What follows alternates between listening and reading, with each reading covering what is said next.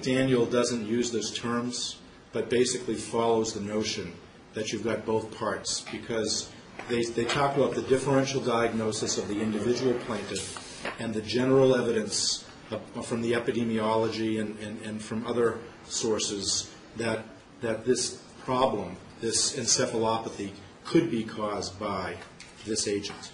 Okay. I will examine that. And obviously that's one of the issues I have when I'm looking at this. There's, I will give you all a heads up as well. I'm looking at a case out of Kansas, Kuhn versus Sandoz, 270 Kansas 443. It's 270 Kansas 443. It's December 2000 case. And you all may not be aware of this, but many of the Tennessee pattern jury instructions are modeled after Kansas pattern jury instructions, because my predecessor, Judge Swigert, wrote most of the first ones, and he felt Kansas had a good set of instructions. And so it's an odd connection. But there's an interesting discussion there about whether or not it's appropriate in an individual case like this. We have an individual plaintiff as opposed to with a mass tort of some sort.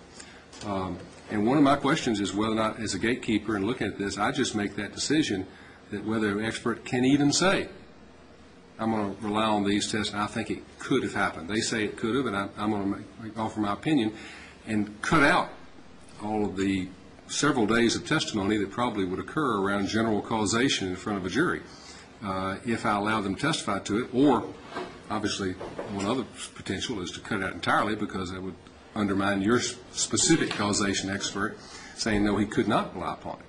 So that's one of my questions. I'm troubled with that, and I'm looking at it, because I can't find anywhere in Tennessee where we've had this sort of two-step process. Not saying it's not possible. I see the logic to it, but I just want to look at it. I do want you all to submit supplemental briefs on the issue of Dr. Feldman's affidavit that was filed. I would like those by the end of business Tuesday. Doesn't have to be a lot, but I want you all to address why. Particularly, I want you all to explain, you've understood her objections to it, why this does not differ from the Rule 26 disclosures and the earlier disclosed opinions that were given to the deposition. We got this trial set in April, what? May 2. May 2. Okay, May 2. So we're right around the corner on a trial. And if this is something, I want you to explain why you think they're different with more specificity. I want you to explain why you think it's not. I'm not going to give you all a chance to do replies and responses. Just each of you do it on your own end. You want to suggest a page limit, Your Honor, to keep us in line? No. Because you've seen what we do with that page limit. That's why I said Tuesday. I figure that's going to work out to limit things. Okay. You've got a good Southern gentleman back there. He can explain to you all. We like our trees down here. We don't want to waste too much paper. No, just whatever you need to on it. But I do want to look at that. She's got a good point. Tennessee has followed this. When you've got contradictory testimony, Tibble's flooring was one of the early ones. It strikes it out, and just you lose it altogether. You can't come back and trying to say, well, decide which ones you're agreeing to. If it's diametrically opposed, both opinions are out. Both statements are out. The other thing is whether or not this is more expansive than what was previously provided, as opposed to simply further explanation of it. And I want you all to address that, okay? All right. And I'll try and get your opinion on this hopefully by the end of next week. If I can get those in Tuesday and be able to do that for you. All right. Thank you all very much. Have a safe trip. Hope you make it to the airport all right. And hope all the snow is melted by now.